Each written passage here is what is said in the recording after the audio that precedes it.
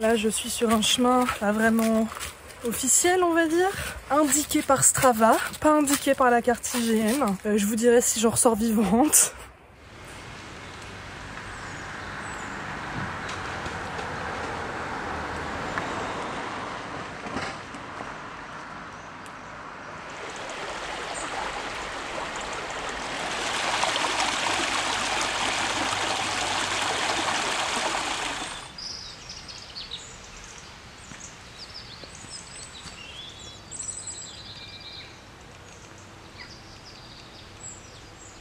Eh bien, par cette magnifique journée d'automne, j'ai bien envie d'aller randonner et je vous emmène avec moi. Je suis pas sympa quand même. Je vais pas faire une randonnée de malade avec beaucoup de dénivelé, beaucoup de kilomètres.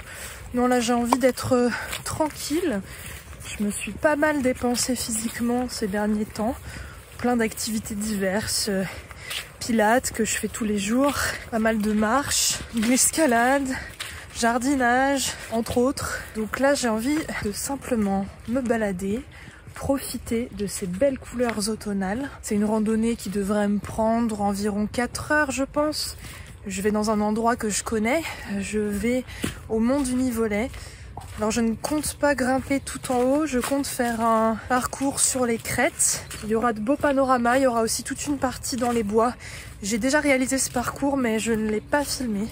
Donc là, c'est l'occasion.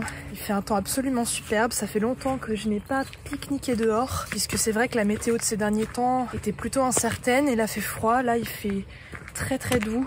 Super beau, comme vous le voyez. Donc j'avais bien envie de me faire plaisir. Je vous emmène avec moi et vous allez découvrir avec moi la région autour de Chambéry à la mi-automne. Ça va être super joli, j'en suis certaine. C'est parti!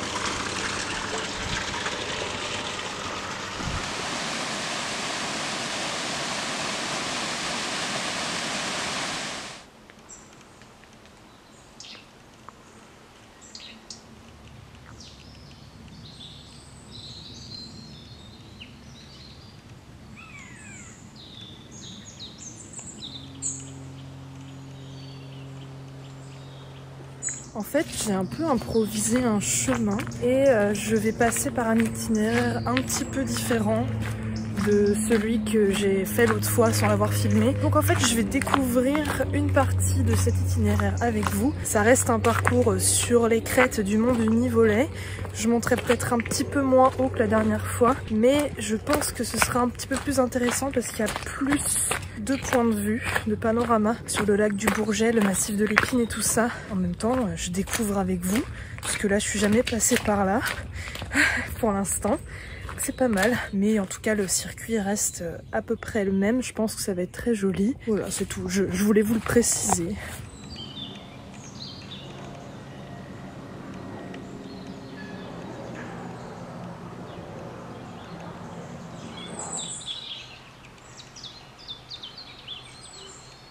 Il vient de m'arriver un truc pas grave, mais juste je le note parce que j'ai croisé un chien de taille moyenne, avec un collier, qui était tout seul sur le chemin, qui venait à ma rencontre, sauf qu'il était mort de peur. Et donc un chien qui est mort de peur des humains, c'est un chien qui aboie et qui est sur la défensive. Et donc j'ai dû faire tout un travail, c'est-à-dire que je lui parlais, puis je reculais en lui faisant face.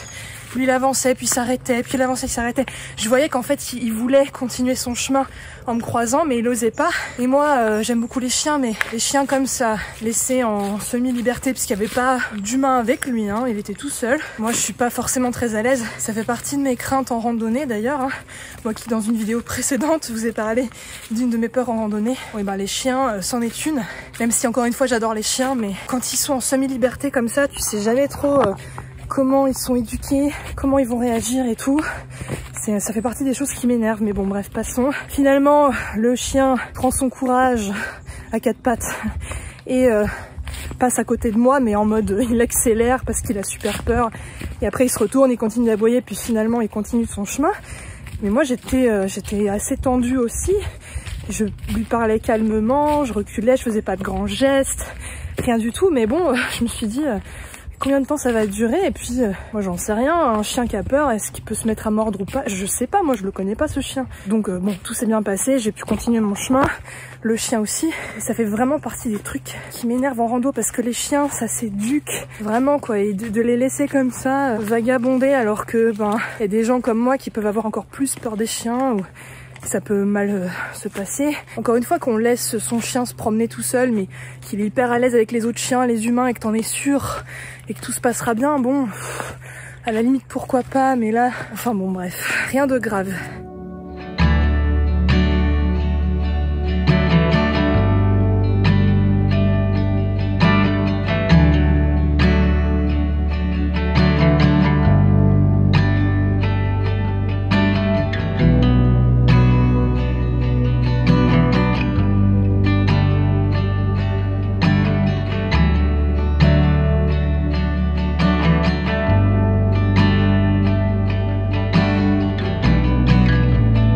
Le Corbelais, sur lequel j'ai déjà grimpé, et juste à côté le mont Outran, qui est, paraît-il, quand même pas mal technique, mais un jour je le grimperai peut-être.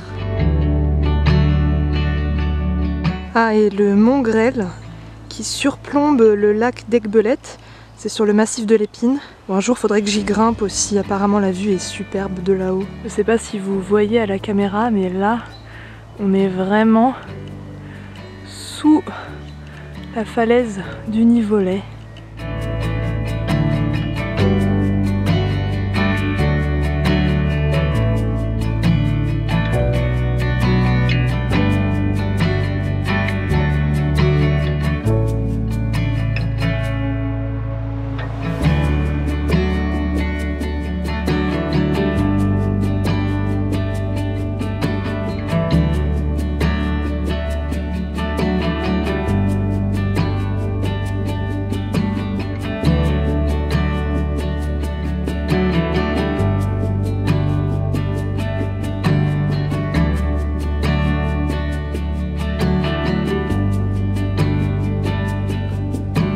Du bien de manger, j'avais super faim, il est quasiment 14 h.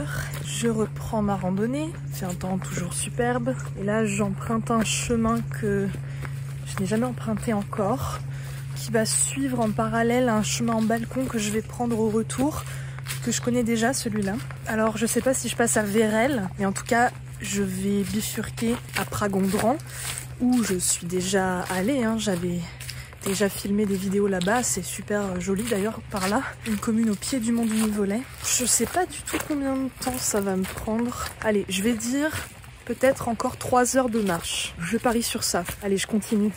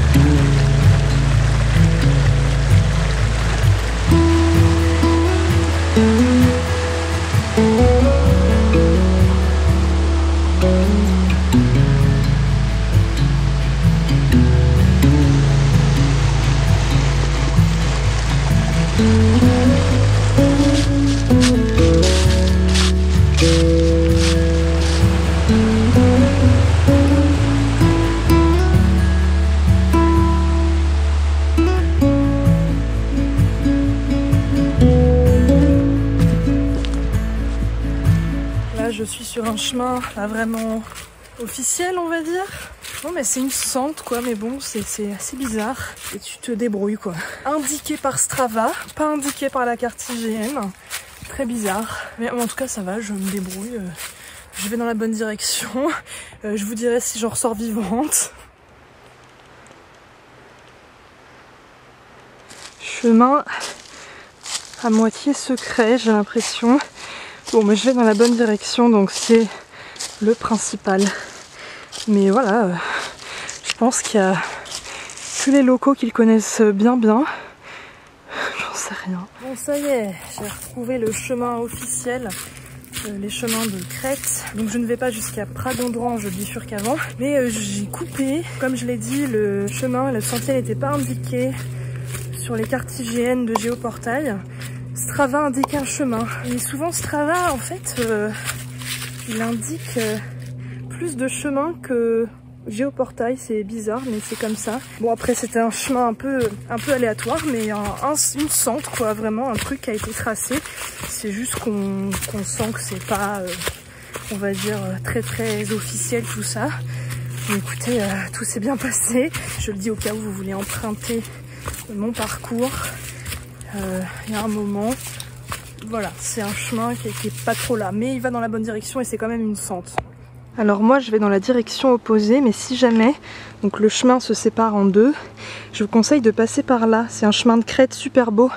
Là je vais pas le faire parce que ça me ferait faire un gros détour et j'ai déjà pas mal marché. Mais vraiment ici, il y a un très beau point de vue sur le lac du Bourget, le massif de l'Épine, et ça rejoint ce chemin là en contrebas. Mais je vous conseille de passer par là plutôt, c'est vraiment sympa. Voilà, je vous indique où ça se trouve sur la carte IGN.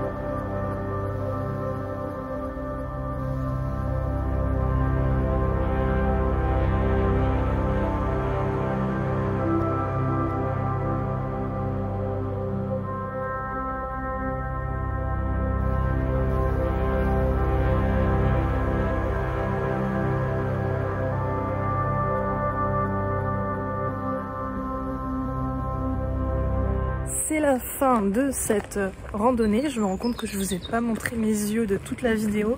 En même temps c'est des lunettes de soleil et lunettes de vue donc c'est plus confortable pour moi, mais bref.